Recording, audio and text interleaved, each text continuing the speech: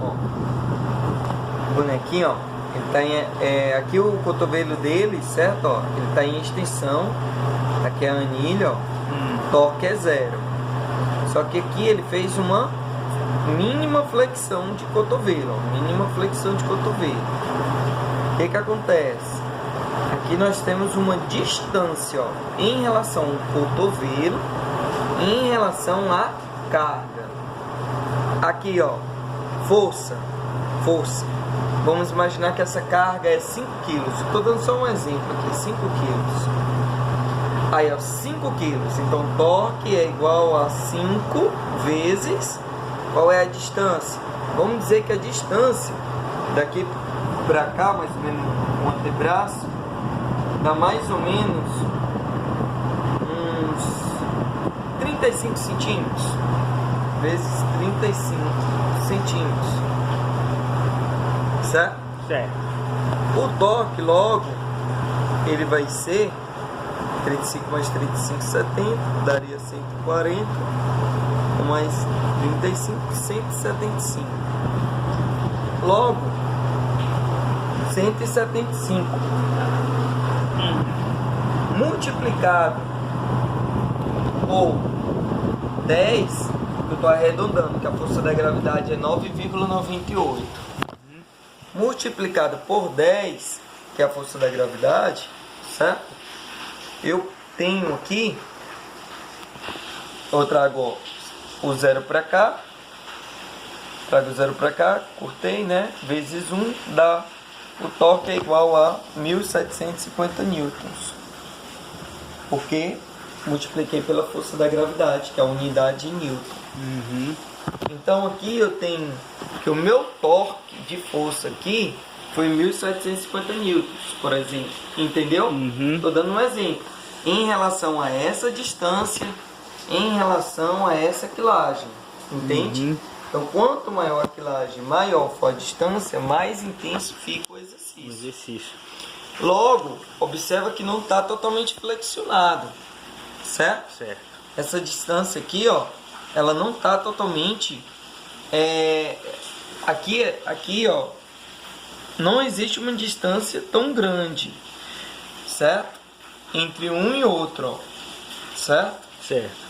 Aí vamos imaginar que agora, ou seja, ó, eu tenho 35 centímetros assim, com o meu braço. Mas assim, em relação ao torque, eu já não vou ter, entendeu?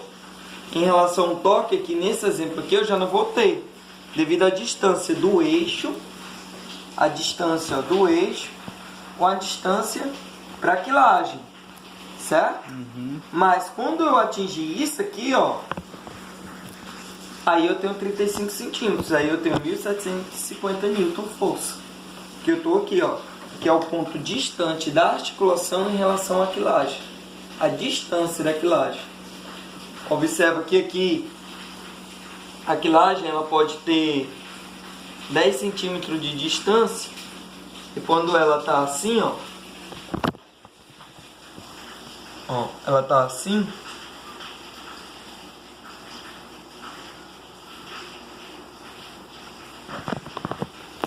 Ó a distância que está muito maior. Ó, a distância daqui está muito maior daqui, entendeu? Então, logo, aqui eu tenho 35 centímetros, que entra nesse exemplo. Aqui eu já não tenho tanto, porque está mais próximo da minha articulação. Ó. O eixo da articulação está próximo ao eixo da carga. Então, aqui talvez eu tenha 10 centímetros e aqui eu tenho 35 centímetros. Se eu fosse mudar para 10 centímetros aqui, ó, 5 vezes 10 daria 50. 50 vezes 10, que é a força da gravidade, multiplicando, eu teria 500 newton força nesse ângulo aqui. Então você tem como saber a quantidade de newtons força de acordo com a força da gravidade com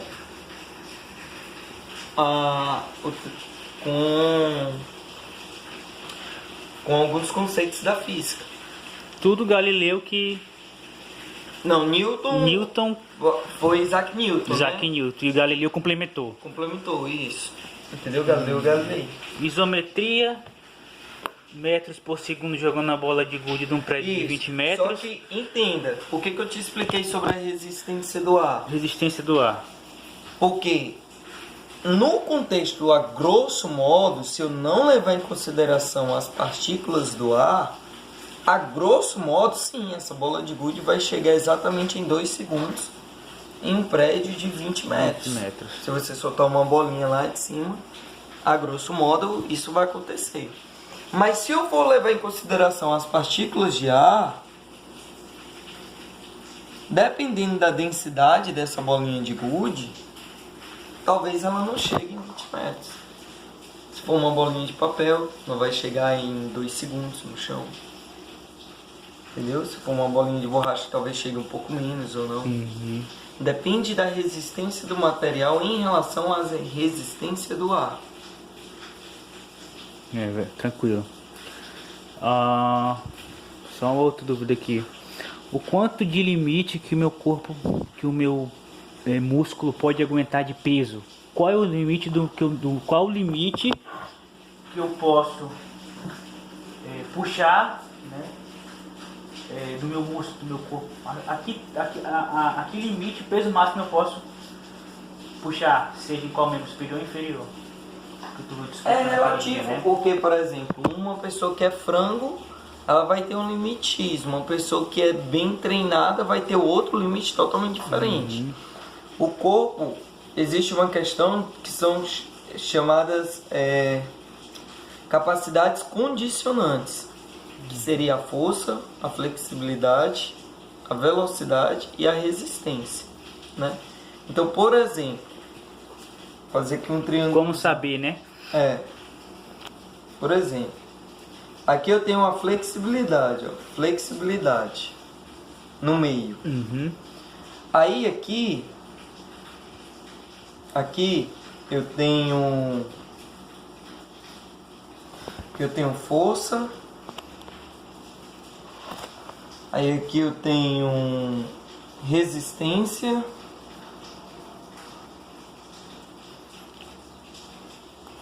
E aqui eu tenho velocidade.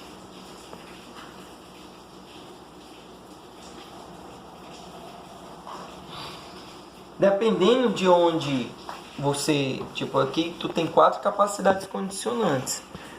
Aí, por exemplo, se você treina e você tem uma boa resistência e uma ótima velocidade, você pode ser um recordista.